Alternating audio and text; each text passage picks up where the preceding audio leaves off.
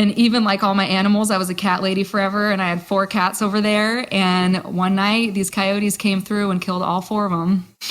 Oh my God. And that was the end of the end of the end. And I was like, I'm dog lady now, and I'm moving the funk sack. Like, wow. Wow, guys. And so then it's kind of like becomes comical. You know what I mean? It's just like, whoa. Like that. It just keeps coming. The waves just keep coming. When does the light start to shine in? This is the crazy part. Is that like... Oh, this is the crazy part.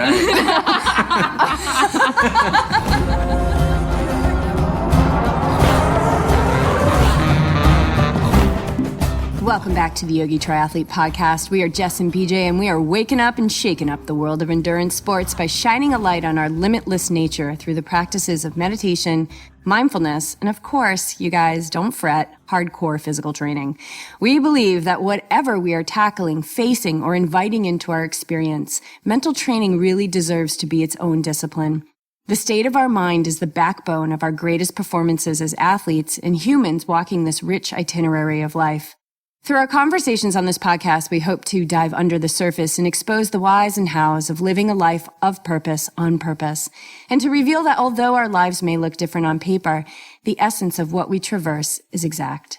Today, we are sharing the mic with Erin Holmes, a multifaceted creator doing amazing things that no doubt require her to be brave. From her recently confirmed Guinness Book World Record to her wellness program for vets and her ever-evolving role as a performer, Erin is for sure sharing her gifts in this world. As a part of the performance duo ClicKlickBoom, Erin is on a mission to encourage everyone to always believe in yourself and never give up on doing what you love, even if your life goes in a different direction. Always do what makes you happy. And you guys, all I have to say is that she has some major street cred around this mission to choose happiness.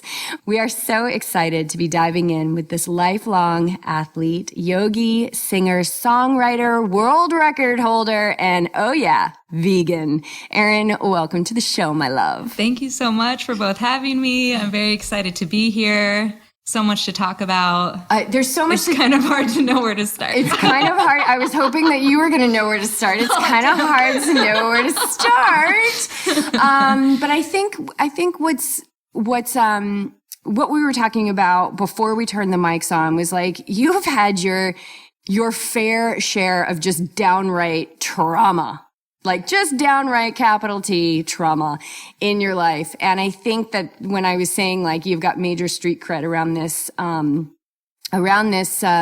this privilege that we all have, this birthright that we all have to choose happiness.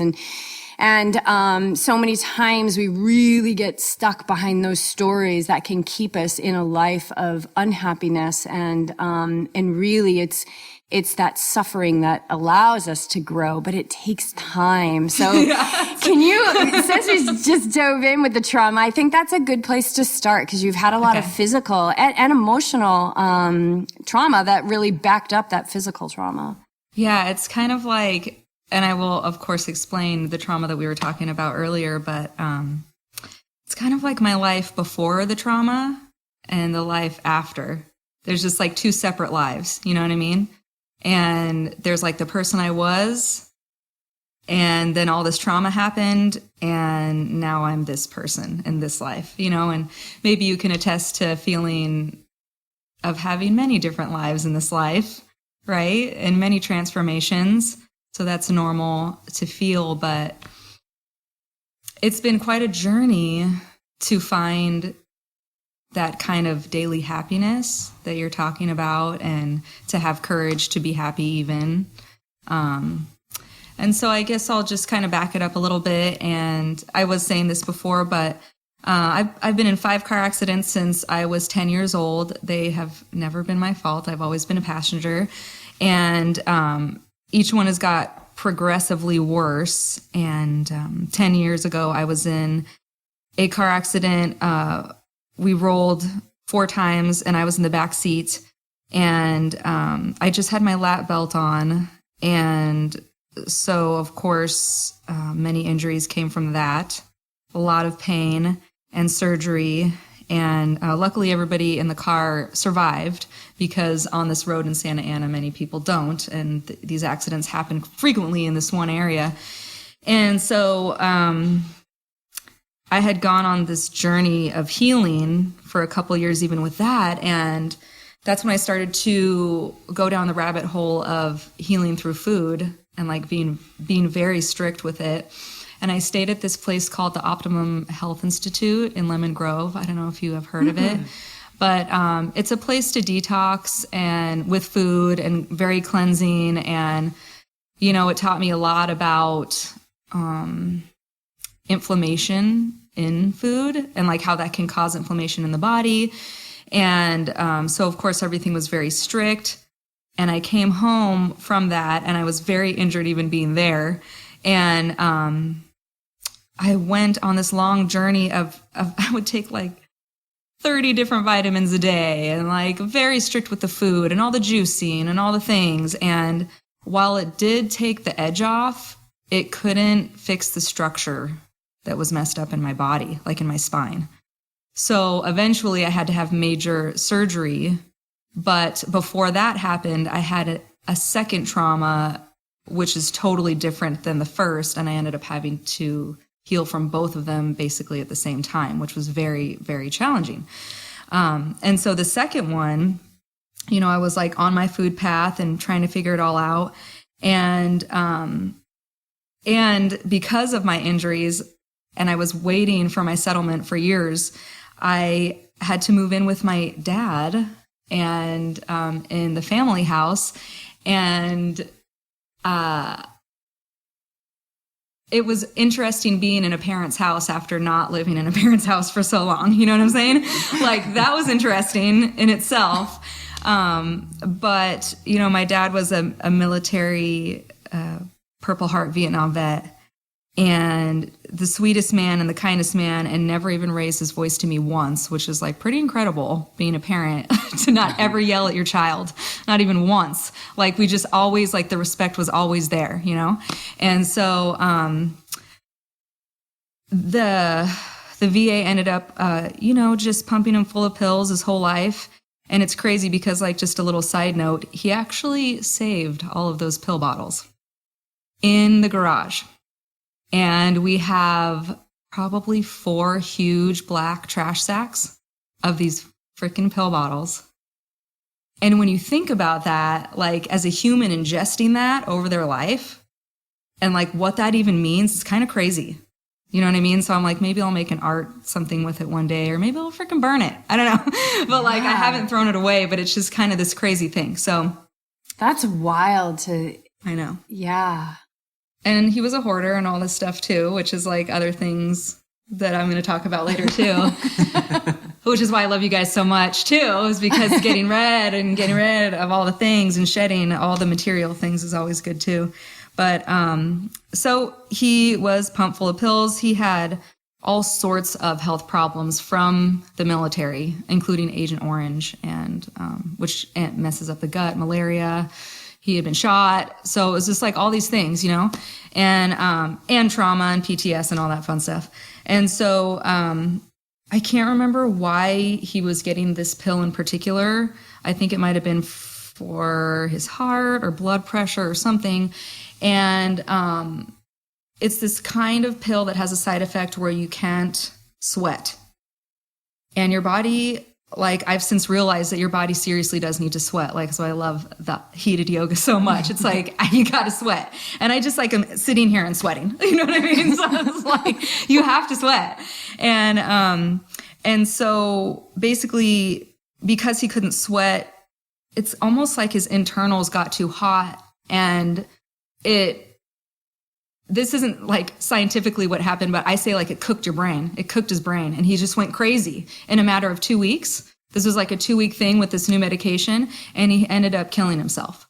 And so that was devastating, because not only had I just moved into his house and I was seriously injured, but then he took his own life.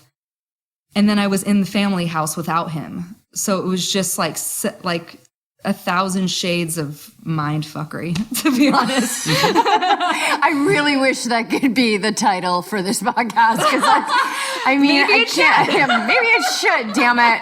I got to be more brave in the world. Yeah, dude. I can't even imagine because we as humans, like we're so hardwired for this comfort, and safety, and it's like, okay.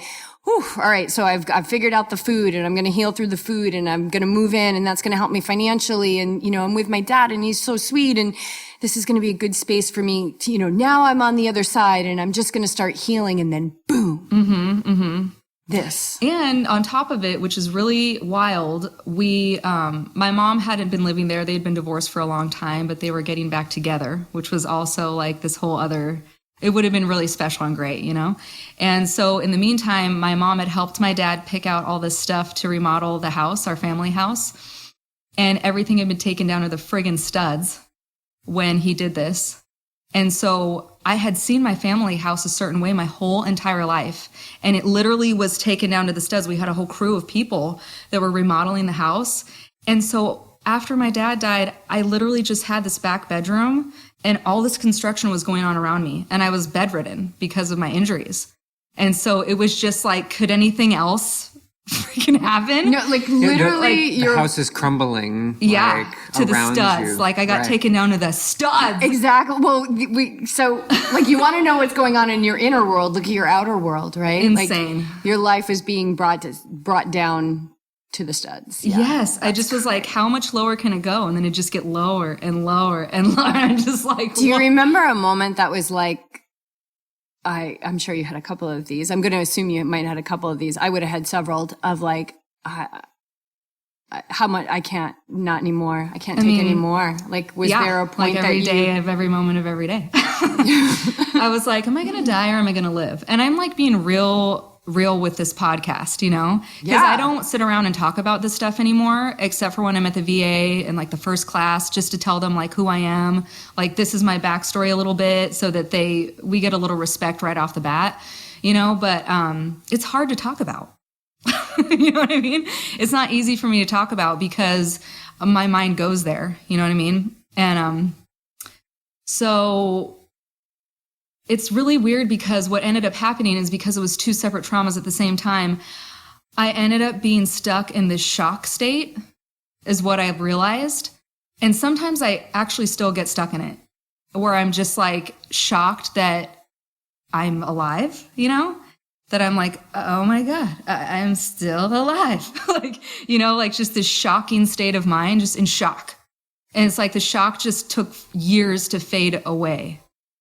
So that's what was like, has been interesting, is that like some days I wake up and I'm like just shocked. I'm still here, and I think that happens to a lot of people even without trauma. You're like, okay, like this is life, and and you wake up and here we are again, so I think it was hard because like I couldn't sleep ever because I was in so much pain. And so like I never got to sleep. I never got really an REM. And so you just kind of go crazy yourself. Because like I was saying before you turn the mics on, if people have a trauma like a parent dying or whatever, and I was 29 at the time, then a lot of times you still have your body to move. You can go on walks. You can walk on the beach. You can, like I couldn't even walk to the sand. Like I couldn't do anything. I couldn't even take a deep breath to even meditate. You know what I mean? Like everything hurt really bad, like level 10 all the time. And, so I feel like if I didn't have that first trauma and I was just dealing with like my dad dying, then I wouldn't have been stuck in that state for so long. But because I had to heal my body from major injury and then heal, and that's a mind F too. And then also heal from an emotional trauma at the same time, it just was so heady. I was just always, it was just like this fight between the heart and the soul and the mind and that, so after a while I just felt like mush. What was your support system like, or were you on this path solo? Yeah. Well, so my ex, I had been with someone for almost 10 years and he had moved in with, to my dad's house too. And, later on, his son ended up moving in, which was like just I was being kind to the situation. And I love his son and all the stuff. And so I just had way too much on my plate, like just insane amount. And I had a really bad relationship with my mom at the time. And so I just felt very isolated, you know? And my friends really pulled me together and helped me a lot. Like everybody around me, I feel like they just put up with me. Like that's how I felt. But they were like always there. I had a good friend system, and it meant a lot for people to show up for me. And it still does. Like I still am thankful to those same people. Because when I see other people going through that, then it's easy for me to show up for them. Like it's not hard, you know, and a lot of people go through trauma. Everybody goes through trauma. It's just layers. Like I had been through some trauma before that, but nothing compares. Yeah. I'm just like, oh, you know, like nothing compares for me, that experience of those years. So, and you know, like when I work with the VA and stuff, it's all about the support system. And my mom and I totally love each other now, and it's great. And, you know, of course I broke up with my ex, and like that was toxic, and we're okay now and somewhat friends and, you know, all that. So, and I had to get rid of toxic people in my life. It was really sad. I had some best friends that I had had since kindergarten, and it just turned really south. So I also had to say goodbye to friends, you know, and even like all my animals. I was a cat lady forever, and I had 4 cats over there. And one night these coyotes came through and killed all 4 of them. Oh my God. And that was the end of the end of the end. And I was like, I'm dog lady now, and I'm moving the funk sack. Like, wow. Wow, guys. And so then it's kind of like becomes comical. You know what I mean? It's just like, whoa. Like that. It just keeps coming. The waves just keep coming. When does the light start to shine in? This is the crazy part. Is that like... Oh, this is the crazy part. Well, so like I had finally got my settlement. I still hadn't had back surgery though. I still had to have major surgery, but I knew that I couldn't stay in the family house. I'm like, I can't. And my mom had moved in, and the place had been remodeled, and it looks beautiful. It still looks beautiful. Like which sucks because my dad and my mom couldn't enjoy it. So like that will always like pull on my heartstrings. But I decided that, okay, A, I need to break up with my ex. B, I can't be around my other parent right now because this is also toxic. Being in the family house and looking at all these things and the changes, like also very toxic. And the pill bottles. The pill bottles and the dead animals and everything. Like pet cemetery in the backyard. I'm like, I don't think this is a great spot sometimes you need to you got to remove yourself from the environment. Yes. Yeah. Yeah. And like everybody was so worried about me and like, oh, and I'm like, I just need to be alone. Like I need to go move and I need to be alone, even though I was like walking with a cane and like super jacked and like couldn't do much of anything still. I'm just like, I need to just find a place to be. And so I had said this earlier, but I went literally looking for an apartment for one day. And I had just got my settlement a few days before that. And I'm like, well, here we go, you know? And it was just this little shoebox of a place, but I was like, this is going to be mine. You know what I mean? And I can just lay down and stare at the wall some more. I don't know, you know? And so then my friend from yoga training called me, and she lived in this magical place in Carlsbad. Just a one-of-a-kind, radical place. And she hit me up, and she was moving.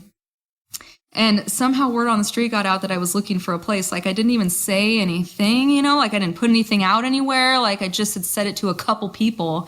And she asked me if I wanted to take her space over. And I'm telling y'all, everybody calls it the secret garden. It's magical. It's mystical. It's great.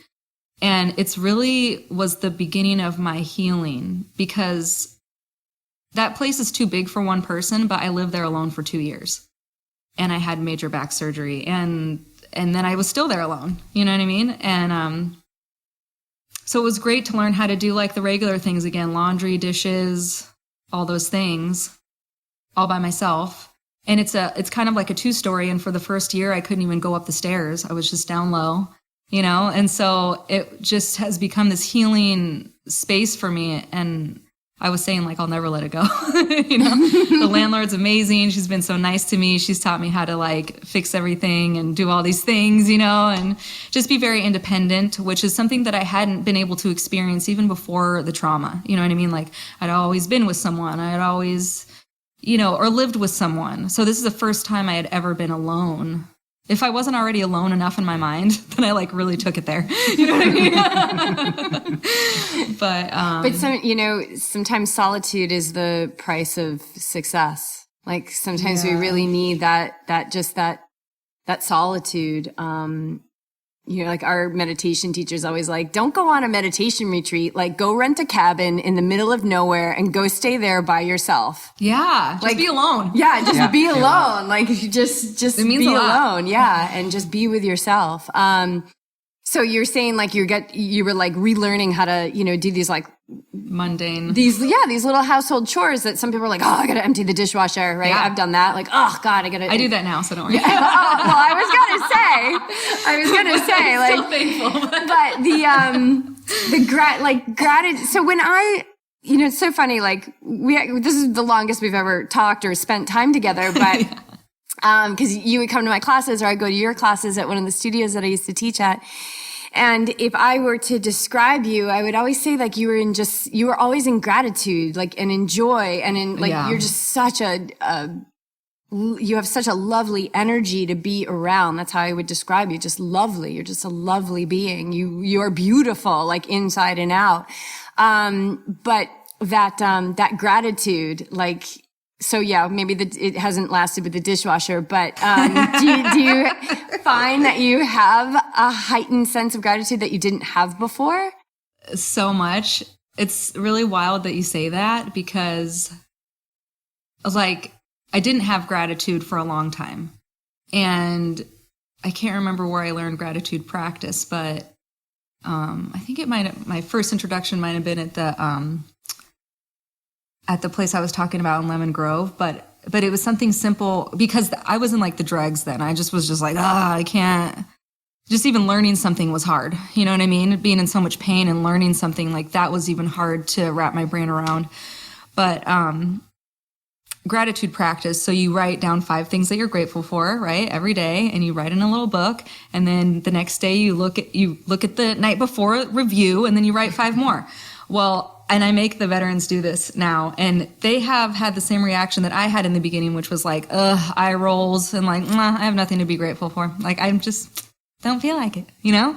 Like, I don't feel like saying I'm grateful for the sky is blue. I don't effing feel like it, you know? Like, it was really hard just to write down one thing to be grateful for because I was taken down to the studs, you know what I mean? So,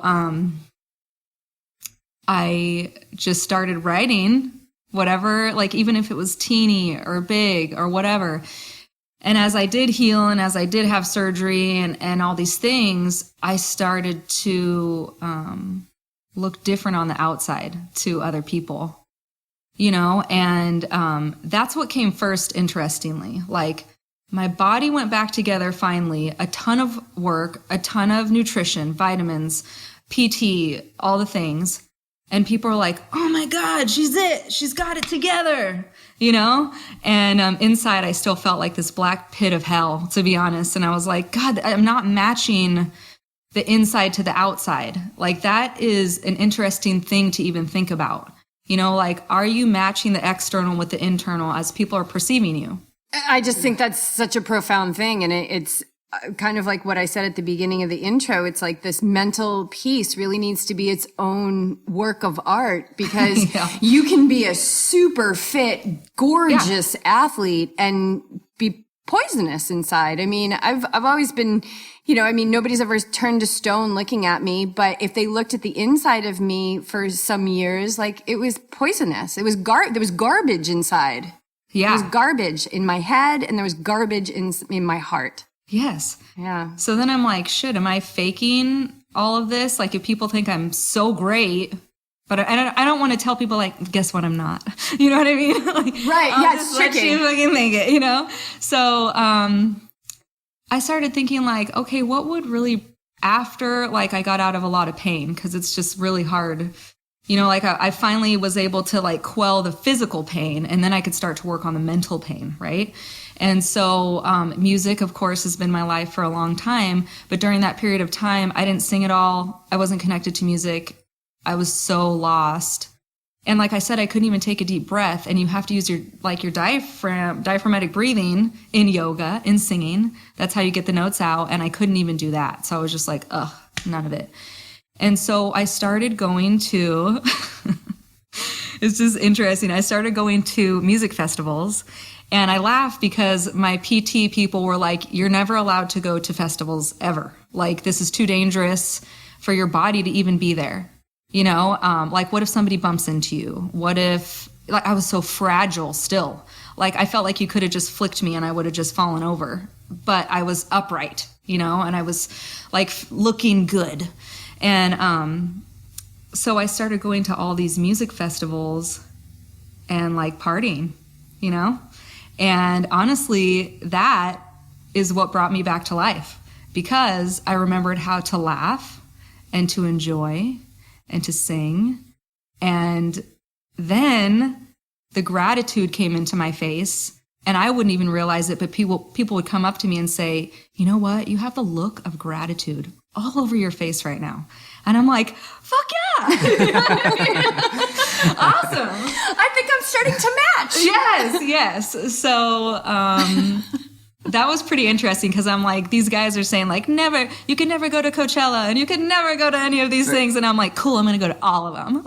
They're instilling fear. They're just surrounding you with more fear. Like what the lack, like you're in the state. So you can assume that you're probably going to get injured. Whereas, flip it around, right? Yes. What about the potential of a reinvigorated love and passion for what you were doing before, like in a different realm? Yeah. Like we don't think about that. We're always, and if we base so much of who we are on what other people think, right? Yeah. Which is what social media can be, then we're going down this false road. We're going down this road that isn't allowing us to discover the possibilities. And you guys, I had nothing to lose at that point. Nothing. Which made me fearless. That's you know what I mean? Yeah. Like when you have nothing to lose and you're like, I'm just this body right now. And like, I'm out of pain, but like there's still this torture and whatever. But you're in the state of like, well, like I had money in the bank. I had nothing to lose. I could kind of just do what I wanted. And I do feel very grateful and thankful for that, because I feel like a lot of people don't get that experience after trauma, to just feel like you have nothing to lose and to be able to really explore who you want to be and who you are at this point. Because I like got all this artwork and I decorated all the things. Like I just felt like people that were coming over and visiting and hanging out, they're like, whoa, yeah. Like I just wasn't holding back anything. It was like your life went from black and white to color. Yes, exactly. So much color. So much in my clothes and you artwork had and I think it's literally so important. You had to break the rules in order to bring that color back into your life. So it's even though there was risk and there was potentially big risk there, it was actually taking that risk was the thing that brought you back to life. Yeah. So everybody listen to yourself, listen to your own body, listen to your soul and like your soul song, right? Like what is your soul song and what does that mean? And what kind of fear are we living in? Like sometimes I go back into fear. I'm like, oh, cause I've been living this life as like a more normal human in the last 5 years, and especially now with this time that we're all going through together, sometimes I find myself slipping back into that fear base. I'm like, like I made it through so much worse. I hate to say this. I know the world is like really going through it right now, but me personally, I've made it through so much worse with so much less than this. You know what I mean? So when I'm having a tough day, I just remind myself of that. Like, girl, you made it through so much worse with so much less. Yeah. You're going to be okay. Yeah. We said like right at the beginning when it was all kind of shutting down and things were going, everybody was going underground. BJ and I just looked at each other and we're just like, everything we've done and all the risks we've taken and all the gratitude that we have practiced and abundance that we have found in, when our bank account said you have no abundance whatsoever, like that all prepared us for a smooth sail. And I believe, I feel really blessed because I feel like it put us in a place where we can be in service of those who may not be having a smooth sail right now, you know, because that's real for them. And, and, you know, when we were going through our dark night of the soul, it felt really lonely and dark. But there were those people there that weren't in the dark night of the soul, and they were the light for us. I was just going to go somewhere. Where is it going to go? 8-week program? Oh, service. Yes. 8-week wellness program. Yeah. So, you know, this idea of, like you feel, I don't know, you explained it some way. Like sometimes you're like, you don't even feel like you're living your own life. Like you're here to just serve. Like it's not for you anymore. This life is not mine. And I was saying too that I've tried to turn that around a little bit because I feel like it's still important to have like your own self. Yeah, you're a critical piece of the puzzle. Like we need you to be more of you, but perhaps you is this service, you know? And maybe there's a little bit of still attachment of like who maybe you used to be. And if you're not that, then it's who are you? You're not just service. Right. This is my calling or my service to work with the vets in the VA.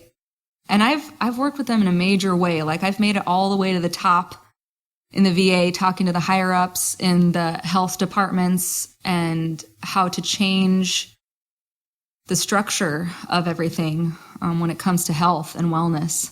And obviously, if that didn't happen with my dad, I would not be doing that. Yeah, and you've got a pretty profound story to get the attention and ears that you need, that need to be listening to the message that you're here to share and to teach. Yeah, because I'm a child of a military veteran, and so I had to grow up with PTS all around me, like living with a parent that is so injured mentally and physically all the time. Like we're kind of considered collateral damage in a way. So I am always about like the family unit as well, you know. And I'll talk a little bit more about what the actual 8-week program is, but really it's designed to cause a ripple effect with the veteran. And then when they go home, how can they connect to their family better? Because obviously that's an issue that everybody knows. It's not a mystery.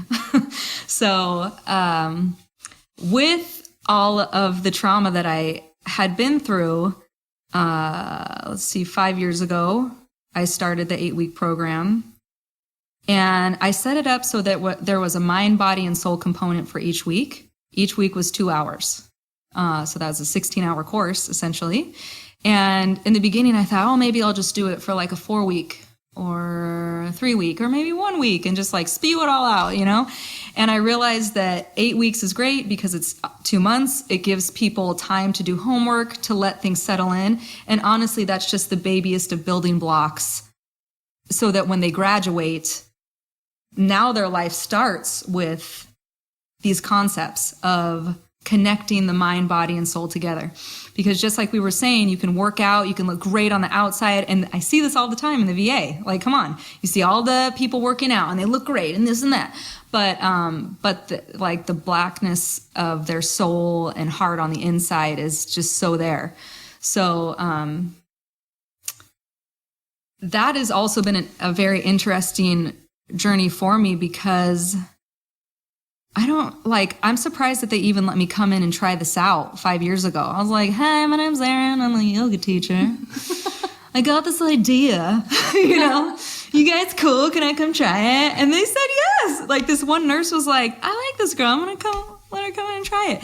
And we've had over 150 graduates, and I've formed a nonprofit for when they graduate so that they can do more free things in the community and keep going with what they've learned. And so that's been great. And what's even cooler is that I realized that, yes, this 8-week program is great. I would see 10 veterans every round because that's the amount of space they would give me. Otherwise, I would do more. But it created like a whole crew within within the program, because once they'd graduate, they'd come to the next step, which is the nonprofit. And so this crew has just grown and grown and grown. So we have our own pod going, but I realized, like, for people like my dad and stuff, if he's too injured or wasn't feeling well that day, would he go to the VA? You know, like, would you go to your doctor's appointment? Or could you learn things online? And so they have this thing called telehealth now, and all the stuff is kind of newer in the VA. But because of the pandemic, it's necessary that you have your FaceTime with your doctor, but you don't actually have to be there. So I've been working with the VA and the higher ups to get my program on the telehealth website, so that I could be teaching virtually and live to a small group, but then also have a taped 8-week wellness program that people can just tap into when they need it. So that's what I wanted to do a long time ago. And they were like, and now because of all this, they're like, okay. Yeah. I was talking to somebody yesterday, and I was like, you know, she was talking about the gifts that she has unwrapped because of COVID. Oh yeah. And I said, yeah, it's like so it's like Santa Claus on steroids. Like, it's literally like shaking the presents and throwing them against the wall. Yeah, like if we can look at the darkness of it for sure, but we can also look at all the opportunities that it's given us. Yeah. And there might be some eye rolling there, like, you know, but even if that's an opportunity to heal, like, there's always light where there's dark. Like, those two things are always right next to each other. They can't coexist. They can't be one, but they are always there coexisting. And so, yeah, like something like this, now it's like into the rest of, you know, the time that this earth exists, you're going to have this 8-week wellness program out there for people. And honestly, there's been times where I'm like, this is really freaking hard. It's hard for me to go and see. Like, I see so many of my dads, you know, like, even though there's all different ages, and my youngest student has been 24 and my oldest is now 85, and the same results. So that's awesome. You know, that like I can get the same results with that wide age range, which means it's good for everybody. Right. Right. Awesome. But I feel like over time, it's just helped me too. I mean, maybe it's just been very cathartic for me to teach other veterans how to unlock and let go of the darkness a little bit, and just give them tools for their toolbox to build whatever kind of castle, whatever kind of house they want to build. But I've had many, like, you know, roller coaster moments, even with the program, and even convincing the VA many times that this is worthy. That's been a whole other monster, like on the back end. You know, because like I said, they had to put out a mandate for health and wellness because of the painkiller pandemic, I guess. Yeah. I'm like, is that the right word? Yeah, it is. Yeah. And so that has been crazy. Because we can't kill the pain. We have to heal the pain.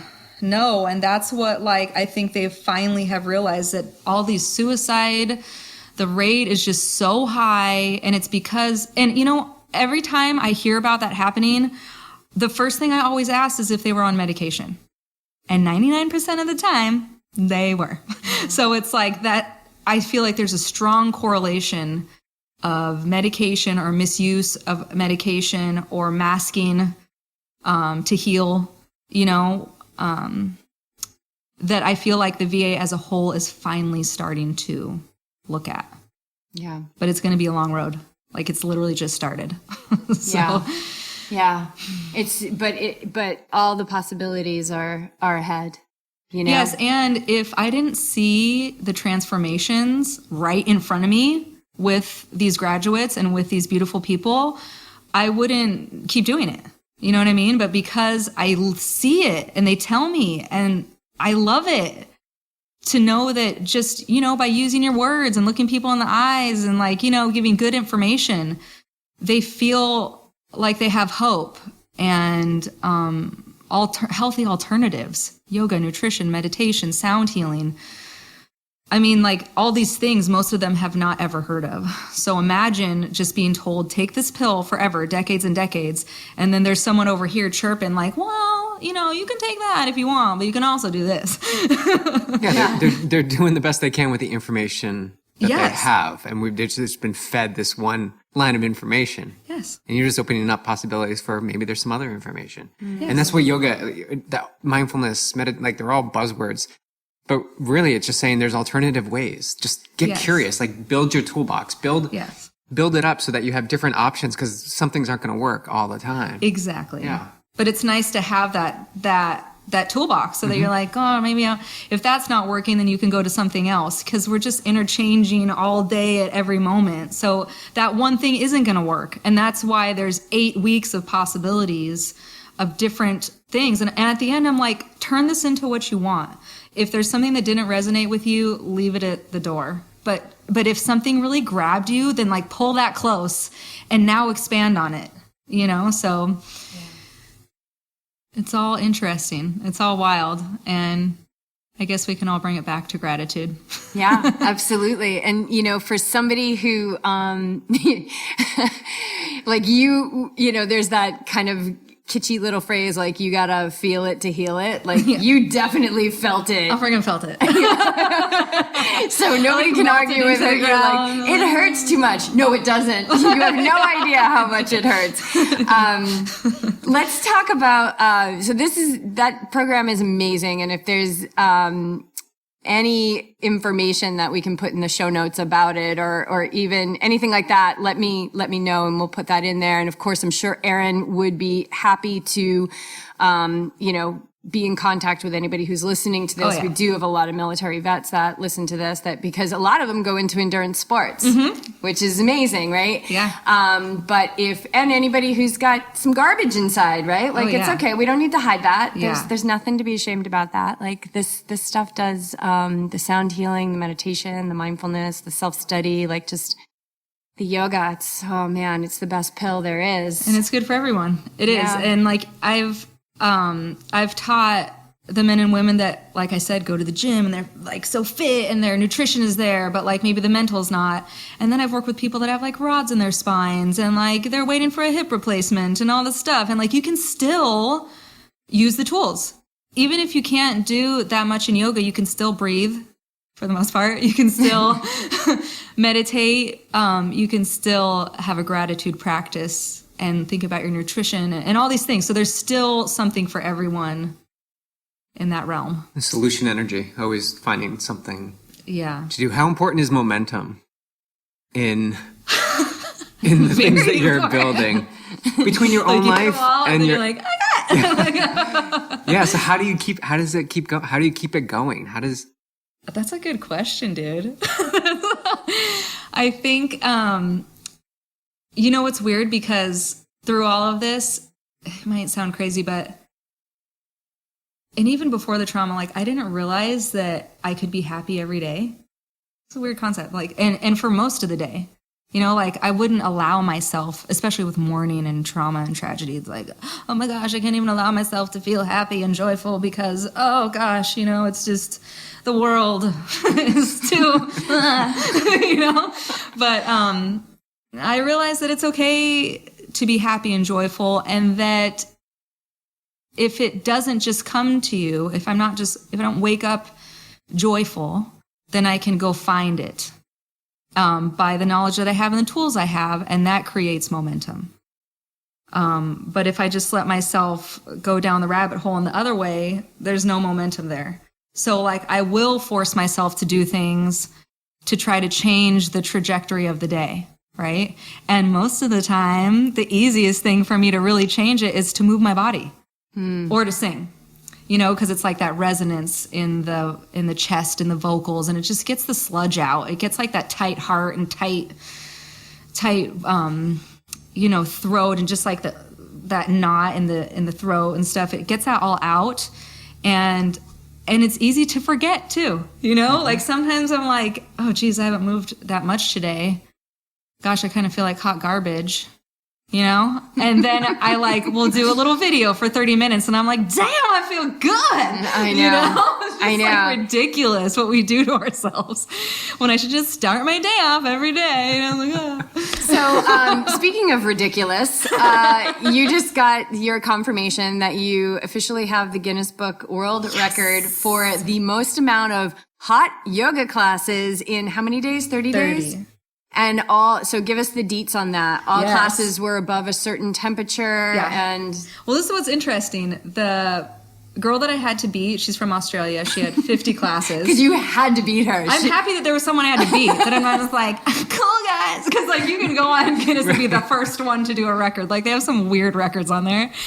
And nobody's ever going to challenge. Never. They have some tap dancing ones, and I'm totally going to go in and try to trump those. But so the person who did it before me, she did Bikram classes. And after that, in the little sidebar, like when you're looking at what you have to beat and the guidelines, and they're very strict. When I say strict, I mean like they will throw stuff out at the drop of a hat. They don't care. If something isn't like in the guidelines, they can't certify it. You know what I mean? And so they said that they weren't going to be contending with any other like hot set classes. So my title is the most yoga classes in 1 month, not even counting the heat. And that was the really hard part. You know what I'm saying? So I'm like, okay, that's fine. But so at Peace, Love, and Yoga, which is where I did this, they were very gracious to let me come in and just be in the studio all day and night and bug people to sign documents and all these things. And they like it hot over there. Yes. Yeah. And what was crazy is that, so I did 63 classes and I had to beat 50. And trust me, when I got to 50, I wanted to stop. I was like, cool, done. But then something in me was like, let's just see how many more I can turn out before the 30 days is up, so that if anyone does this after me, I made it a little harder, you know? So each class was hot, and it was, gosh, it has to be 105 or maybe more. And this was last May, so it was hot, you know? And then I also taught 32 hot classes that didn't count that month. So sometimes I was in the heat for like 4 hours a day. And at the same time, I was breaking up with that ex, too. The heat was really turned up. You were detoxifying big time. It was so messed up. And what's crazy is that because I did that, I realized all these things and what I had to do in my relationships at home. So even though I had set out to just do a record, right? And it was really to raise awareness for iJourney and all of the military things that I had been doing and bring that around. I was doing it for that. It changed my whole entire life. And I wasn't expecting that. That was not the point. You know what I mean? It's just what ended up happening. So I think because I'd been a giver, giving, service, all the things, I had to be really selfish during this record. Like I had to be. Otherwise I wasn't going to make it to class, you know? And I feel like if I somehow wouldn't have had to work that month or wasn't going through what I was going through at home, I probably could have done even more classes, you know? But it was so challenging some days, the emotional side of it, you know, because it's not like a kind of record where you can do it in a day or a week or whatever. It's a full month. So, you know, there's always going to be that lull where you're just like, I just want to stop. You know, like, I'm good. Like, why am I doing this? You know, this is causing all this other stuff to happen. But then I just kept pushing through because I didn't want to let myself down. I didn't want to let my veterans down. I wanted to show my body that I could also do this, you know? And so you had to be really on point with nutrition, of course. And the biggest part of it physically was being hydrated. I could talk for hours about the hydration factor, because if I didn't hydrate properly, then I would have been in the hospital like after the first week, because you're just sweating and sweating. Did this come into your awareness before you started the challenge, or like the first few days you were like, that's what I thought. We're like, I got to get this dialed in here. TikTok 911. Going down. Yeah, like I got 9, I got 1, and then I passed out. Yes. And what what was really threw me for a loop is that when you are properly hydrated and you have the electrolytes, and it's so much more than just water, to hydrate when you're sweating that much, my energy levels, it was night and day. Like when I was properly hydrated and doing this, I could have done a 5th class that day. It was just like boom, boom, boom. But if you start to like go in the other direction, which is easy to do when you're sweating that much, and then you got to do it the next day and the day after, and this is like, wow. That is really what made it all possible was the hydration. What is that? What does a properly hydrated day look like with 4 or 5 classes? What are we talking about in terms of consumption? Okay, so because I'm so curious. I actually used this kit called Phytosport through Arbonne, and my friend was a rep, and I looked at what was in it, and so they would have a pre, like just the little packets that you put in the water, a pre-workout, a post, and then an all day. And that's what I did. So I would have my water. God, I drink so much water though, but I had that powder in it. And even when I was in class, it's like I never drank just regular water. There was always something in the water, I drank the Kool-Aid. And people would make fun of me like, what is in that? What is this magic drink you're bringing in? So I know that there was magnesium and other things in there that I'm not remembering, but it was that Phytosport kit. And I do believe that is what held me together. How many ounces do you think you were putting in a day? Yeah, well, what size is your water bottle? And then how many times do you think you filled it? Probably like 3 liters with the Phytosport in it. And then also like never to be too full, like that was. Yeah. When you go to yoga and you've got a full belly. Especially it's hot. In the heat. So, hot, yeah, I mean, I've taught and practiced in that studio, and I love it because it is so hot, but it's hot and they've got like humidity in there too. So it's not a dry heat, which I think you get with Bikram, right? It's like a dry heat. Yeah. I don't know if I'm speaking out of school. I don't really know that, but I do know Peace, Love, and Yoga. And, it's, you walk in, you are unrolling your mat and it's you're dripping on it. Yeah. And what's crazy is that I had to film everything in the heat with my little camcorder. And, to even keep that, like the batteries, even just to keep that properly working for a month, like that was also a thing, to like remember to plug everything in. Otherwise it was going to die midway through because I'm recording 3 or 4 hours sometimes in a day. And then I have to get all that stuff off of it and reset it. Like that was a whole other ordeal, just the technical side.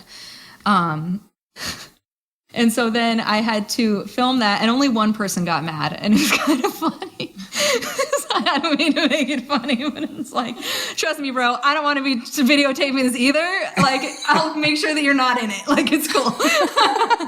He was so upset. I was like, I'm sorry. And that's when it was like sardine days, and it was just like everyone's like holding hands and like just sweating all over each other. And I'm just like, I'm so sorry, guy.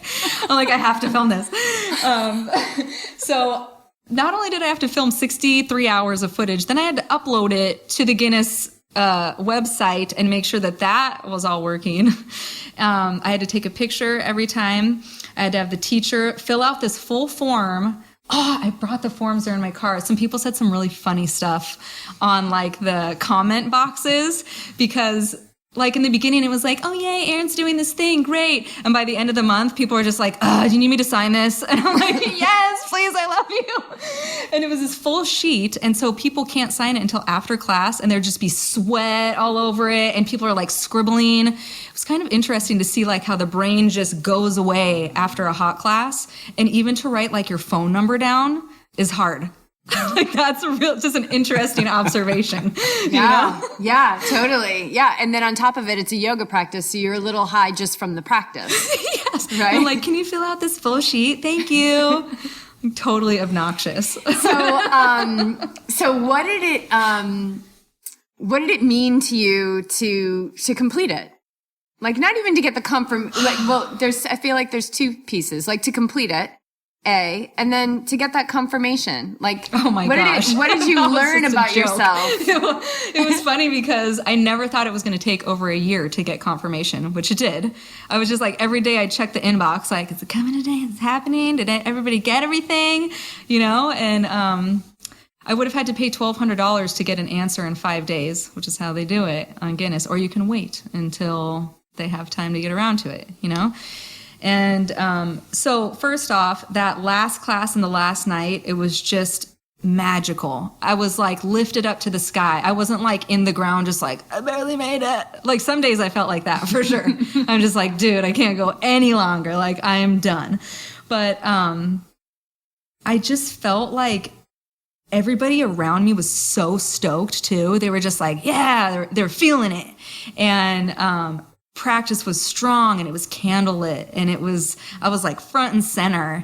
And then we blew out all these candles after and just like, it was just a nice spiritual moment to know that I had completed that, even through all the stuff I was having at home and like what I was about to embark on after that, and not even realizing it at the time, but it really injected some more bravery into me that I had like forgot that I had in me for a while because I had become such a servant, And so I'm like, oh wait, there's also me. I am also still here for me.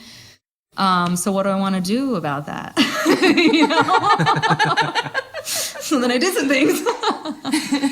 But it's just to get this confirmation just a couple weeks ago, like certified, like congratulations, you have done it, even though I did it a year ago. Cool, thanks. It just kind of re-injected this little like other layer of bravery back into me all over again, because like everything that's swirling around, like we've talked about in the world right now, and it's easy to be scared and fearful. And so it just was another reminder, like, look at what I've done in the last year to change all the things I was still upset about, and look at all the things I've done for myself and just turn the ship around.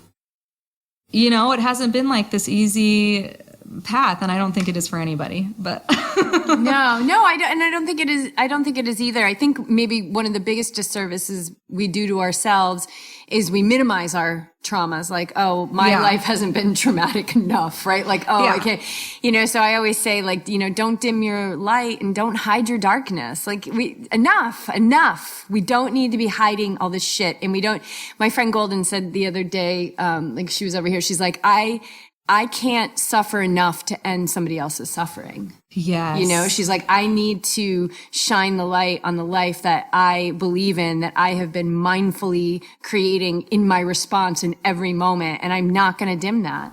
Yes.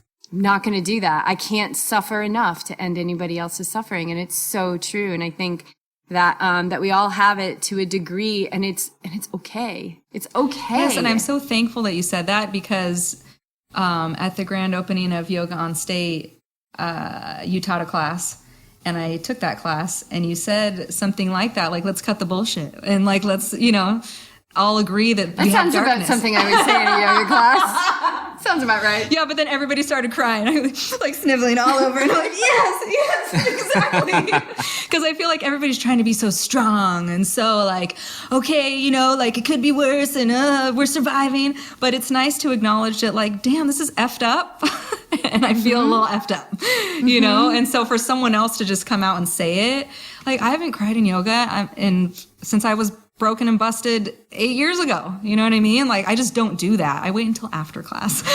Yeah. That was right home to be like, Yeah. You weren't the only one. There was like 5 or 6 people that came up to me that were like, I haven't cried. And I'm like, I think we all just need a good fucking cry. Yeah. You hit the chord and you hit that heart song. We like all needed to melt into the ground and rebuild. So as we wrap this up, I want to circle it back to happiness, because I feel like you do exude happiness. And, up until prior to 11 a.m. this morning, I didn't know all of this about you, and you would never know.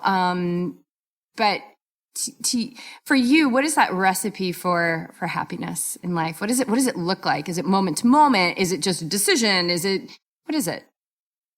I think for me, at this point, I think that it is really to be in the present moment, because it's really easy with trauma, and I think just being human, to get stuck in the past or to always be planning for the future, right? It's like, but to actually sit and enjoy whatever moment you're in and to really be present and not thinking about all this other stuff. I think sometimes I get into a zone and then I'm like, oh gosh, 5 hours have gone by, being so present, like, oh geez. And I kind of am like too ethereal at that point. But I think the more present I can be is when I feel the most joy, because I'm just happy where I'm at. I'm loving the ones I'm with. And here we are, and that's all. Like, does anything else matter? I think that's a good question to ponder. And how would someone quickly bring themselves to the moment if they're drifting off? That is I think that there's for you to look at the environment. If you're with people, to look people in the eyes, to not look at your phone, and to look at even like the colors that are around you, and just to get yourself out of the thinking about, past memories or whatever. Cause I feel myself slipping into that sometimes, and like, I'll be talking to you, but I'm not there. You know what I mean? And it's kind of like this weird magic trick that people can do. And when you're doing it, you know what I mean? You're onto it. Right. You're like, oh shit, bring it back. But, so like just looking people in the eyes, looking around, looking at your environment, soaking it all up, all the senses, right? And then breathing, like taking some deep breaths, and, like if I'm feeling anxiety or whatever, a lot of times I just need to like stop for a second and chill and regroup,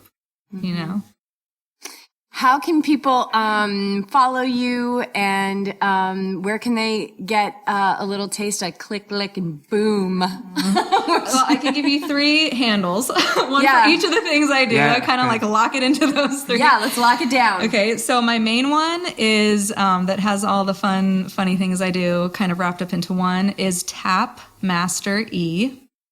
I remember that. Tap Master E.